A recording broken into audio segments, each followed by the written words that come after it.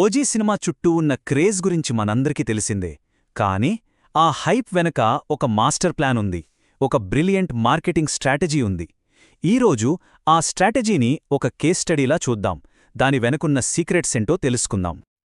అయితే అసలు ప్రశ్న ఏంటంటే, ఆల్మోస్ట్ జీరో ప్రమోషన్తో ఒక సినిమా ఇంత పెద్ద బ్లాక్ బస్టర్ హైప్ని ఎలా క్రియేట్ చేయగలిగింది? ఈ మిస్టరీని ఛేదించడమే మన ఈ అనాలసిస్ ఉద్దేశం. ఈ హైప్ వెనుకున్న సీక్రెట్ ఫార్ములా కోసం మనం సినిమా ఫీల్డ్ నుంచి కొంచెం బయటకు రావాలి, ఎకనామిక్స్లోకి వెళ్ళాలి.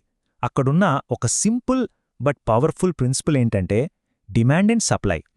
వింటానికి చాలా సింపుల్గా అనిపించినా ఇది చాలా పవర్ఫుల్ అండి. బేసిక్గా ఒక వస్తువు వాల్యూ రెండు విషయాల మీద డిపెండ్ అయి ఉంటుంది. ఒకటి, అది మార్కెట్లో ఎంత దొరుకుతోంది. రెండు, జనాలు దాన్ని ఎంతలా కావాలనుకుంటున్నారు. ఓకే, ఒక చిన్న ఎగ్జాంపుల్ చూద్దాం. ఓ కిరాణా కొట్టు అనుకోండి. ఓ 25 మందికి సబ్బులు కావాలి, కాని షాప్లో ఏకంగా 100 ఉన్నాయి. అప్పుడేమవుతుంది? ఎవరూ కంగారుపడరు, తొందరపడరు, ఎలాగూ బోలెడు సరుకుంది కదా. కానీ సీన్ రివర్స్ చేద్దాం.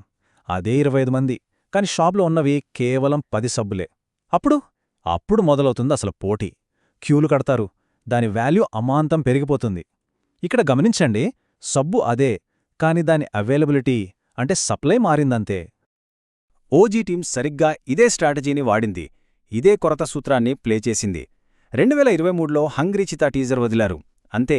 ఆ తర్వాత కంప్లీట్ సైలెన్స్. దాదాపు 1 సంవత్సరం పాటు ఒక్కటంటే ఒక్క కొత్త అప్డేట్ లేదు. కావాలనే క్రియేట్ చేసిన ఈ గ్యాప్ ఆడియన్స్లో ఆకలిని పెంచింది, సినిమాపై డిమాండ్ను స్కై హై లెవెల్కి తీసుకెళ్ళింది. అయితే జస్ట్ సప్లై తగ్గించేస్తే సరిపోతుందా? సరిపోదు. జనాలు దేనైనా కావాలనుకోవాలంటే దానికొక స్ట్రాంగ్ బ్రాండ్ వాల్యూ ఉండాలి. మరి ఓజీ టీం అంత అట్రాక్టివ్ బ్రాండ్ని ఎలా క్రియేట్ చేసింది? దీనికోసం వాళ్ళు 2 సూపర్ క్రియేటివ్ స్ట్రాటజీస్ ఫాలో అయ్యారు. వాళ్ళ ఫస్ట్ స్ట్రాటజీ కల్చరల్ కో బ్రాండింగ్. పేరు కొంచెం కొత్తగా ఉంది గదా. దీని అర్థమేంటంటే, అస్సలు సంబంధం లేనట్టు కనిపించే 2 డిఫరెంట్ ప్రపంచాలను, 2 కల్చర్స్ను తీసుకొచ్చి కలపడం. అలా కలిపినప్పుడు ఎవరు ఎక్స్పెక్ట్ చెయ్యని ఒక ఫ్రెష్, ఎగ్జైటింగ్ ఫీలింగ్ క్రియేట్ అవుతుంది. మరి ఓజీ విషయంలో ఆ 2 కల్చర్స్ ఏంటి? ఒకటి, మన హీరోకి ఉన్న పక్కా మాస్ ఇండియన్ ఇమేజ్. రెండవది, జపనీస్ కల్చర్లో ఉండే స్టైల్, ఎస్థెటిక్స్, అంటే ఆ విజువల్ బ్యూటీ అనమాట. మనం క్వింటన్ టెరాంటినో, కిల్ బిల్ లాంటి సినిమాలో చూస్తాం గదా, ఆ జపనీస్ స్టైల్కి ఒక గ్లోబల్ అపీల్ ఉంటుంది. సో ఈ రెండింటినీ బ్లెండ్ చేసినప్పుడు ఆడియన్స్కి ఇంతకుముందు ఎప్పుడూ చూడని ఒక కొత్త, చాలా ప్రీమియం ఎక్స్పీరియన్స్ దొరికింది. దీని వెనకున్న లాజిక్ చాలా సింపుల్ అండి. ఈ ఓటీటీల కాలంలో జనాల్ని థియేటర్ల వరకు రప్పించాలంటే వాళ్లకు ఖచ్చితంగా ఒక విజువల్ ట్రీట్ ఇవ్వాలి. అందుకే అందమనేది జస్ట్ డెకరేషన్ కాదు, అదొక పవర్ఫుల్ మార్కెటింగ్ వెపన్. ఓకే, ఇక రెండో స్ట్రాటజీకి వద్దాం. ఇది ఇంకా ఇంట్రెస్టింగ్. దీన్ని పర్సోనా బారోయింగ్ అంటారు. సింపుల్గా చెప్పాలంటే, సినిమాకి రియల్ లైఫ్కి మధ్య ఉన్న లైన్ని బ్లర్ చేయడం.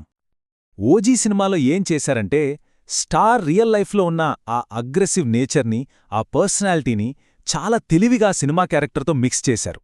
దీనివల్ల ఏమవుతుందంటే, ఆడియన్స్ ఆ క్యారెక్టర్తో చాలా ఈజీగా కనెక్ట్ అవుతారు. విక్రమ్ సినిమాలో కమల్ హాసన్ గారి విషయంలోనూ ఇదే జరిగింది. ఇలా చేసినప్పుడు ఇది సినిమానా నిజమానా తేగపోతుంది.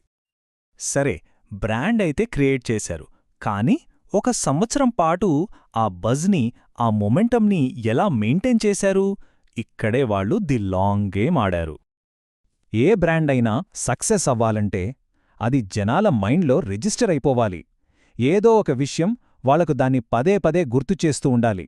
దీన్నే మార్కెటింగ్ పరిభాషలో రీకాల్ వాల్యూ అంటారన్నమాట. మరి ఓజీ విషయంలో ఆ రీకాల్ వాల్యూని క్రియేట్ చేసింది ఏంటో తెలుసా? దాని మ్యూజిక్. ఆ సాంగ్, ఆ బీజిఎం చాలా ఫ్రెష్గా ఒక ఇంటర్నేషనల్ ఫీల్తో ఉంది. దీంతో జనాలు దాన్ని రిపీట్ మోడ్లో విన్నారు. అలా వాళ్ళ పాట విన్న ప్రతిసారీ వాళ్లకు తెలియకుండానే ఓజీ బ్రాండ్ వాళ్ల మైండ్లో ఇంకా స్ట్రాంగ్ అవుతూ వచ్చింది. ఇప్పుడు మనం మాట్లాడుకోబోయే స్ట్రాటజీ వాళ్ళు వాడిన అన్నింటికన్నా చాలా ముఖ్యం. ఇంకా చెప్పాలంటే కొంచెం విచిత్రంగా కూడా ఉంటుంది. అదేంటంటే, తక్కువగా ప్రమోట్ చేయడం ద్వారా ఎక్కువగా సాధించడం. లెస్ ఈజ్ మోర్ అన్నమాట. దీన్ని మనం వెయిట్ లాస్తో పోల్చుకోవచ్చు. అనుకుందాం, మన టార్గెట్ 10 కేజీలు తగ్గడం. దానికోసం ఒకే రోజు 20 కిలోమీటర్లు పరిగెడితే ఏమవుతుంది? ఒళ్ళు నొప్పులు, నీరసం తప్ప పెద్దగా రిజల్ట్ ఉండదు. కాని అదే రోజు 1 కిలోమీటర్ చొప్పున 6 నెలలు కంటిన్యూగా చేస్తే ఖచ్చితంగా మంచి రిజల్ట్ ఉంటుంది. మార్కెటింగ్ కూడా అంతే. ఉన్నదంతా ఒకేసారి జనాల మీదకు వదిలేయడం కన్నా ఓ పద్ధతి ప్రకారం కొద్ది కొద్దిగా ఇస్తూ ఉంటే దాని ఇంపాక్ట్ చాలా ఎక్కువగా ఉంటుంది. ఇప్పటిదాకా మనం ఒక సినిమా మార్కెటింగ్ గురించి డీటెయిల్డ్గా మాట్లాడుకున్నాం. కానీ ఈ ప్రిన్సిపల్స్ కేవలం సినిమాలకే కాదు, మన పర్సనల్ లైఫ్కి, ప్రొఫెషనల్ లైఫ్కి కూడా అప్లై చేసుకోవచ్చు. ఒక సినిమా సృష్టించిన ఈ హైపు వెనుకున్న ఈ స్ట్రాటజీలని మన బిజినెస్కి గాని, మన పర్సనల్ బ్రాండ్కి గాని ఎలా వాడుకోవచ్చో అదే ఇప్పుడు మనం చూడబోతున్నాం. ఈ ఓజీ ప్లేబుక్ని మనకు అన్వయించుకుంటే ఎలా ఉంటుందో చూద్దాం. ఫస్ట్, మన స్కిల్స్ని, మన టైంని లిమిటెడ్గా అందించి మన వాల్యూ పెంచుకోవచ్చు. సెకండ్, మన బ్రాండ్ని యునీక్గా మార్చుకోవడానికి వేరే ఫీల్డ్స్ నుంచి ఇన్స్పిరేషన్ తీసుకోవచ్చు. థర్డ్, మన అసలైన పర్సనాలిటీని మన పనిలో చూపించొచ్చు. ఫోర్త్, మనకంటూ ఒక సిగ్నేచర్ స్టైల్, ఒక సాంగ్ లాంటిది క్రియేట్ చేసుకోవచ్చు. అన్నింటికన్నా ముఖ్యంగా ఒకేసారి కష్టపడి నీరసించిపోకుండా కన్సిస్టెంట్గా ఓ ప్లాన్ ప్రకారం ఎఫర్ట్ పెడితే రిజల్ట్స్ అద్భుతంగా ఉంటాయి. సో ఈ అనాలిసిస్ చివర్లో మనం ఆలోచించాల్సిన ప్రశ్న ఒక్కటే: ఒకరిలో ఉన్న బెస్ట్ క్వాలిటీస్ ఏంటి? ఈరోజు మనం నేర్చుకున్న ఈ పాఠాలను ఉపయోగించి ఆ క్వాలిటీస్ని వారి జీవితంలో ఒక బ్లాక్ బస్టర్గా ఎలా మార్చుకోగలరు?